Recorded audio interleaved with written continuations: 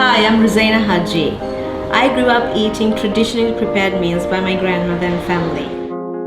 In my travels to many destinations, I enjoyed various cuisines with exotic flavors, which has definitely left a mark in my cooking. My recipes are a concoction of childhood memories and my travels around the world, and mainly to give prominence to those really tasty dishes that are less talked about. This is the minority taste.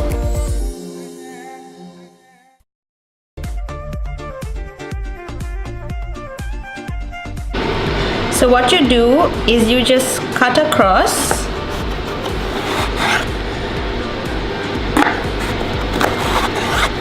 and you cut it into even squares. Make sure it's even so that it fries even. This is for the very famous Malaysian, Srilankan Malaysian Kalia curry. And that's how it should look. Into this you put a little bit of saffron, just a touch.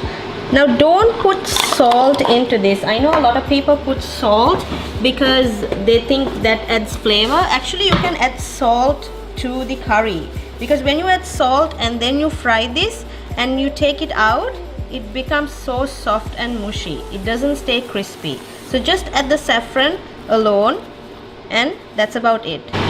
So when the oil is hot to the touch, as in don't touch the oil, just just see if it's hot enough, not too hot, and put it away from you so it doesn't splash out, and let it sizzle and let it fry till it's like golden brown. Now Kalia curry is a very traditional Sri Lankan Malaysian dish. You get variations of it in Malaysia, but not the way the Sri Lankans make it. Now today I'm going to use chicken liver and gizzard and brinjals and just a little bit of ash plantain. But if you want, you can do it with brinjals, potatoes and ash plantain only if you're vegetarian, or if you're using the liver or the gizzard, you just use only the brinjals. Remember, brinjals is the most important thing for the Kalia curry. You can add ash plantain, just cut it into cubes the same way you did as the brinjals. No salt, just a little saffron. Same thing with the potatoes. So you can add brinjal, potatoes, ash plantain with the chicken liver and gizzard, or only chicken liver, or if you're vegetarian, like I said before, just the 3 vegetables.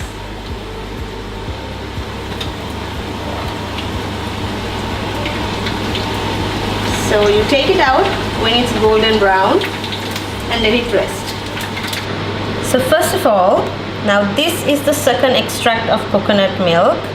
I like to use fresh coconut milk for traditional Malaysian cooking.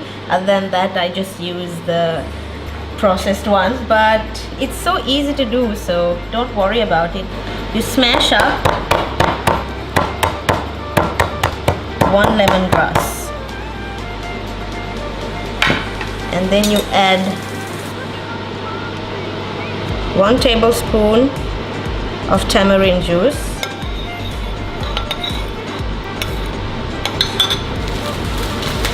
and into that you add the chopped up chicken liver. When I say chopped, I mean like to sizable cubes. Don't chop it too much because it will be one big mush. So it's not for the faint-hearted. And just let it soak in all that flavor. I love using virgin coconut oil. I mean, long years ago, it was like, oh my god, coconut oil is bad for you and it's fatty, but science have proven that it's the best oil, and Sri Lanka and Malaysia is just filled with coconut oil. So what you do is you just put 1 tablespoon, just maybe half a tablespoon, just to get the temper going. Add just about 2 or 3 tablespoons of onions chopped up into the oil. add 1-inch ginger with about 2 or 3 garlic cloves smashed up, and let that cook.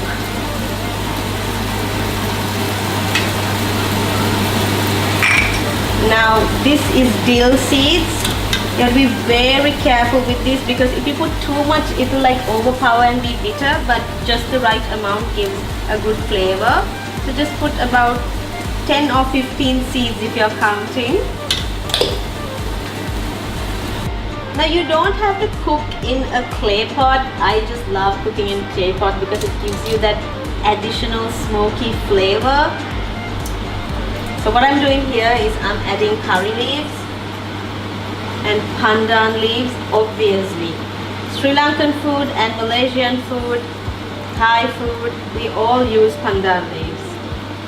So just add enough, maybe about 4 large pieces like this, and just stir fry it till it softens, till the onions are pink.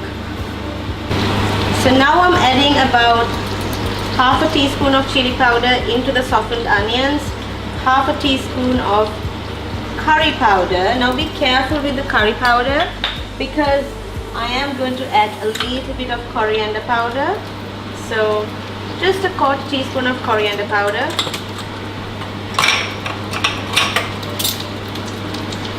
And let it soak up all that beautiful onions. Now you have to add a little salt into this, maybe about a quarter teaspoon, not too much, not at the moment, and let it cook. So into this I'm putting cubed up chicken gizzard, not too much. Now the idea behind this is to add texture into the Kalia, because when you put fried brinjals or the fried potatoes and the fried ash plantain along with the liver, it's also mushy, but if you add just a few pieces of chopped up gizzard, it adds that texture which makes it beautiful. Okay, so you add a little salt at the end. I didn't add salt before because I think it will be a little bit too much, and I don't like my liver to be too salty because liver really absorbs flavor really fast. So just add a little salt just before you add it into the tempered mixture. Now don't put all the liquid in, it should be just right, and then you mix up all the flavor. And once you mix all the flavor in, you just let it cook, because this turns into mush really fast. So just let it rest and let it cook on its own once you've mixed up all the flavor and all that beautiful color. So I'm adding a little bit more tamarind because I just tasted it and I need that little bit extra tanginess, but you don't have to because it's not supposed to be very tangy. Yeah, so that's about it. Now once it's cooked and you know it's cooked, add the fried brinjals. Now I've fried just a little bit of ash plantain just to give that different texture and feel, but all you have to do is add that fried brinjals and just mix it all together and you're done.